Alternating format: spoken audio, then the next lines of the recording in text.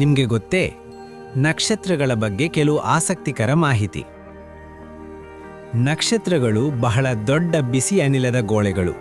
ಮುಖ್ಯವಾಗಿ ಹೈಡ್ರೋಜನ್ ಮತ್ತು ಹೀಲಿಯಂ ಅನಿಲಗಳಿಂದ ನಿರ್ಮಿತವಾಗಿವೆ.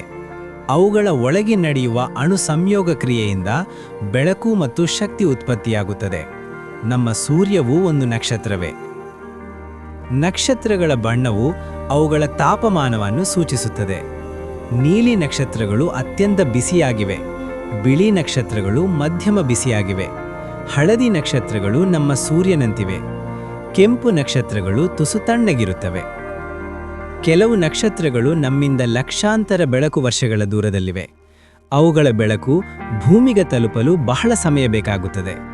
ನಾವು ನೋಡುವ ಕೆಲವು ನಕ್ಷತ್ರಗಳು ಈಗಾಗಲೇ ನಾಶವಾಗಿರಬಹುದು, ಆದರೆ ಅವುಗಳ ಬೆಳಕು ಇನ್ನೂ ನಮ್ಮ ಕಣ್ಣಿಗೆ ತಲುಪುತ್ತಿರುತ್ತದೆ.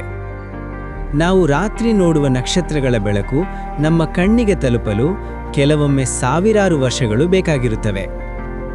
ಅಂದರೆ ನೀವು ಆ ನಕ್ಷತ್ರವನ್ನು ನೋಡುತ್ತಿರುವಾಗ ಅದು ಈಗಾಗಲೇ ಬದಲಾಗಿರಬಹುದು ಅಥವಾ ಅಸ್ತಿತ್ವದಲ್ಲೇ ಇರದಿರಬಹುದು.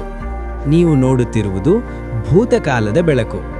ಈ ಮಾಹಿತಿ ನಿಮಗೆ ಇಷ್ಟವಾದಲ್ಲಿ ನಮ್ಮ ಯೂಟ್ಯೂಬ್ ಚಾನಲ್ ಅನ್ನು ಲೈಕ್, ಶೇರ್, ಸಬ್ಸ್ಕ್ರೈಬ್ ಮಾಡಿ. ಧನ್ಯವಾದಗಳು.